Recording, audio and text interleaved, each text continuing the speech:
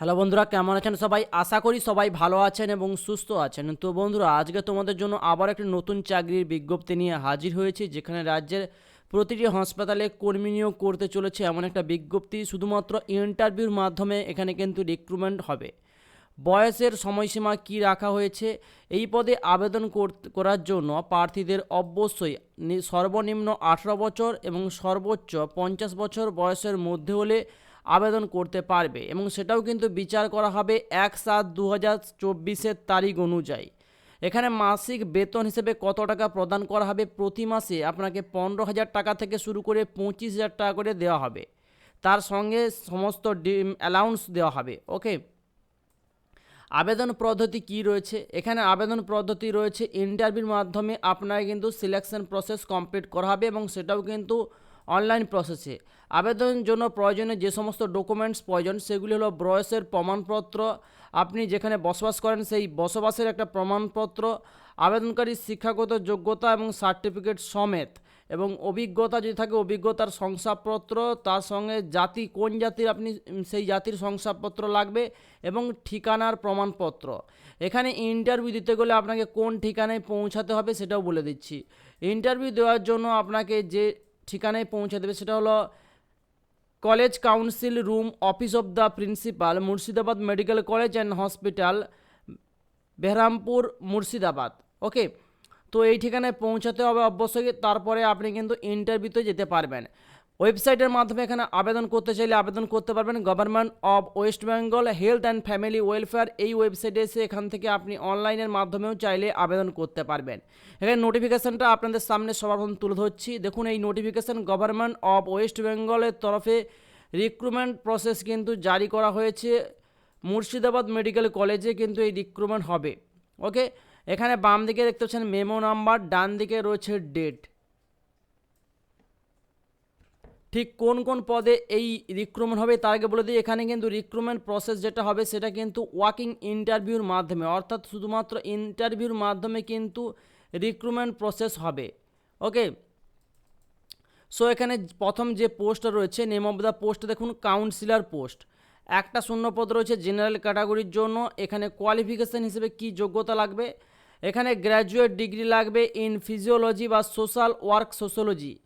তাছাড়াও যদি এক্সপিরিয়েন্স থাকে মিনিমাম 1 বছর ফিল্ডে কাজ করার, সেটা থাকলে আপনি এখানে অগ্রাধিকার পাবেন। এবং তাছাড়া যদি আপনার কাছে কোনো মাস্টার ডিগ্রি থাকে ইন ফিজিওলজি বা সোশ্যাল ওয়ার্ক বা সোশ্যোলজিতে, তাহলেও কিন্তু আপনি এখানে অগ্রাধিকার পাবেন। এখানে বয়সের সময়সীমা হিসেবে 50 বছর বয়সের মধ্যে হলে আপনি এখানে আবেদন করতে পারবেন। বেতন 20,000 টাকা প্রতি মাসে আপনাকে কিন্তু দেওয়া হবে।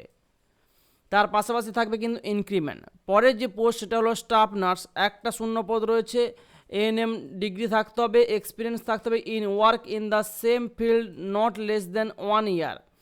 এবং এখানে জিএনএম বা বিএসসি নার্সিংয়ের কিন্তু ডিগ্রিটা থাকলেই অবশ্যই অগ্রাধিকার পাবেন। 50 বছরের বয়সের মধ্যে আপনি আবেদন করতে চাইলে আবেদন করতে পারেন। 20,000 টাকা প্রতি মাসে বেতন দেবে। তার পাশাপাশি বিভিন্ন অ্যালাউন্স এবং ইনক্রিমেন্টও কিন্তু রয়েছে। পরের যে পোস্ট সেটা হলো ডাটা ম্যানেজার পোস্ট। এখানে একটা শূন্যপদ রয়েছে জেনারেল ক্যাটাগরির জন্য। গ্র্যাজুয়েট যেখানে ডিগ্রি লাগবে, নলেজ থাকতে হবে কম্পিউটার অ্যাপ্লিকেশন, এবং এক্সপিরিয়েন্স থাকতে হবে of work in the same field not less than 1 ইয়ার, অর্থাৎ 1 বছরের নিচে কোনো অভিজ্ঞতা থাকলে হবে না, 1 বছরের বেশি থাকতে হবে। এবং হায়ার কোয়ালিফিকেশান থাকতে হবে, অর্থাৎ গ্র্যাজুয়েট ডিগ্রি কিন্তু থাকতে হবে। 40 বছর বয়সের মধ্যে আপনার বয়স হতে গেলে আপনি আবেদন করতে পারবেন। প্রতি মাসে বেতন হিসেবে 15,000 টাকা করে কিন্তু দেওয়া হবে। তার পাশাপাশি অ্যালাউন্সগুলো রয়েছে।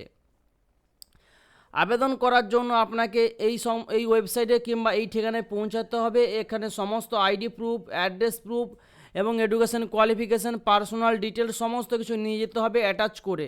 এবং ওয়াকিং ইন্টারভিউর মাধ্যমে কিন্তু আপনার প্রসেস কমপ্লিট হবে, যেখানে আপনার লাস্ট আবেদন করার ডেট হলো 29/10/2024।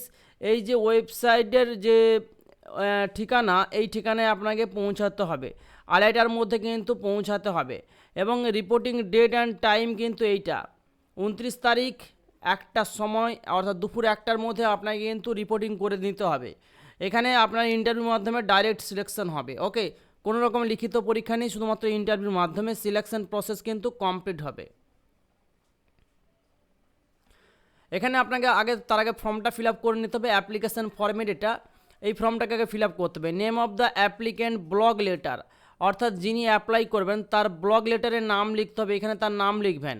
পোস্ট অ্যাপ্লাইড ফর, কোন পোস্টে আপনি অ্যাপ্লাই করতে যাচ্ছেন, ডাটা ম্যানেজার নাকি নার্সিং নাকি কাউন্সিলর, সেই পোস্টটা এখানে বসাবেন।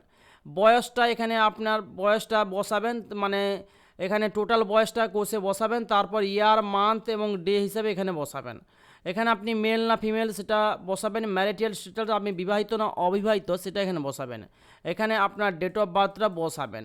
ওকে, এখানে আপনার ফাদার্স কিংবা হাজব্যান্ড নাম বসাবেন, প্রেজেন্ট অ্যাড্রেস বসাবেন, এবং এখানে মোবাইল নাম্বার, টেলিফোন নাম্বার থাকলে টেলিফোন নাম্বার, ইমেল অ্যাড্রেস থাকলে ইমেল অ্যাড্রেস বসাবেন, এবং পার্মানেন্ট অ্যাড্রেস এখানে বসাবেন যেখানে আপনি স্থায়ীভাবে বসবাস করছেন।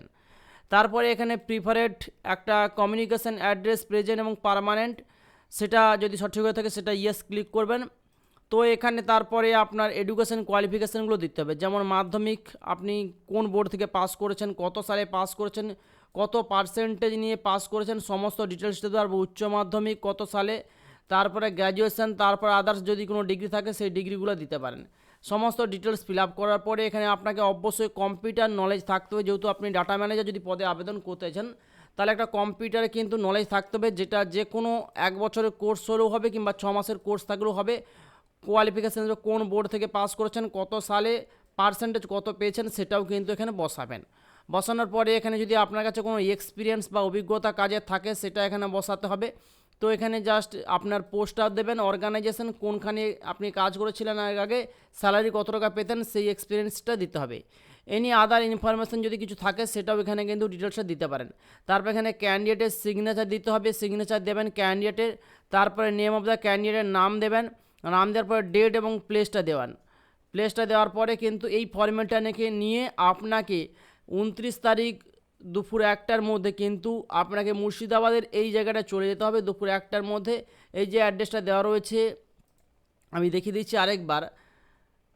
এই যে address, college council room, office of the principal, Murshidabad medical college and hospital, Berhampore, Murshidabad, এই অ্যাড্রেসটা কিন্তু আপনাকে পৌঁছাতে হবে দুপুর 1টার সময়। ওই ঠিকানায় পৌঁছালে আপনার ওই দিন কিন্তু ইন্টারভিউ হবে এবং সিলেকশন হবে। শুধুমাত্র ইন্টারভিউর মাধ্যমেই আপনার কিন্তু এই রিক্রুটমেন্ট হবে। তো ভিডিও কেমন লাগলো সেটা কমেন্টস বক্সে কমেন্টস করে জানাবেন। ভিডিও যদি ভালো লাগে ওটা তো অবশ্যই একটা লাইক, শেয়ার এবং সাবস্ক্রাইব করতে ভুলবেন না। তো thanks for watching my video.